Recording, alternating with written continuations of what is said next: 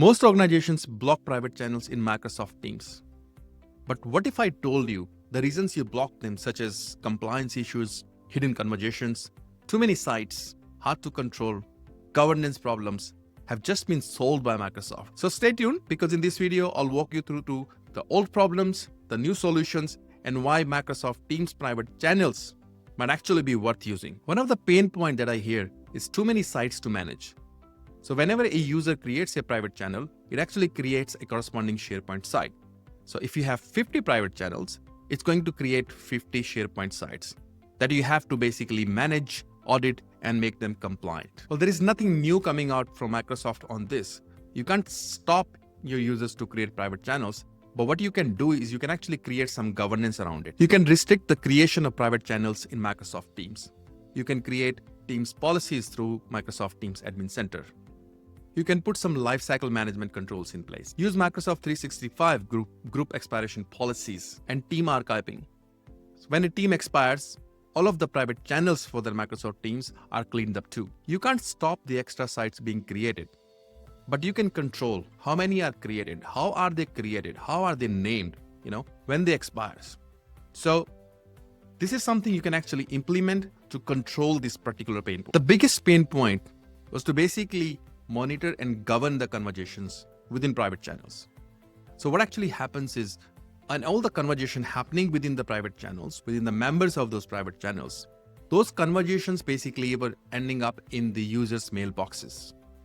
If your private channel had 20 members, that means 20 user mailboxes to check for e-discovery or retention. Governance was clunky and prone to mistake. But with the new solution in 2025, Microsoft is migrating private channels to group mailboxes.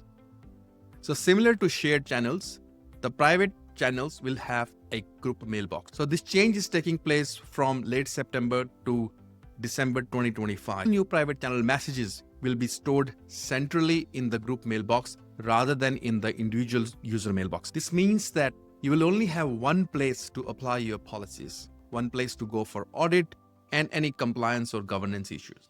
Compliance is no longer an issue and oversight is stronger.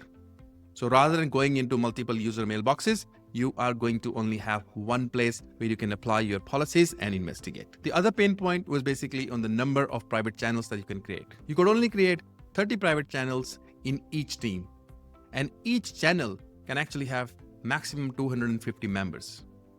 But with this new change, which is coming up in 2025 from September to December 2025, you can actually create 1,000 private channels per team and 5,000 members in one private channel. So now the admins will no longer have to duplicate Microsoft Teams to get around this restriction. That means fewer teams to manage, and there's more flexibility for large projects. Other pain point was no meeting support in private channels. So until recently, private channels did not support meetings. Users have to schedule the meetings in main Teams or through Outlook. With this new upcoming solution, private channels can now support schedule meetings from the private channel. So the last pain point is about the compliance. The compliance was scattered. Now this overlaps with governance. The old way meant investigators to pull data from different mailboxes. One channel with 30 members means 30 mailboxes to review and audit. Now with this new solution and with the group mailbox model, all private channels data is stored centrally. One central compliance source means faster discovery, faster investigation, and less mistakes. This is a huge improvement for admins or investigators. Private channels used to mean site sprawl, no meeting support, compliance headaches, and small limits. But with Microsoft's 2025, the group mailbox model, increased limits, and meeting supports fixes all of these problems. With governance policies in place, Microsoft private channels can now be secure and scalable as part of the collaboration. If you found this video useful, hit like and subscribe for more useful tips like this. And let me know in comments, will your organization allow private channels or are they still blocked? See you in the next video.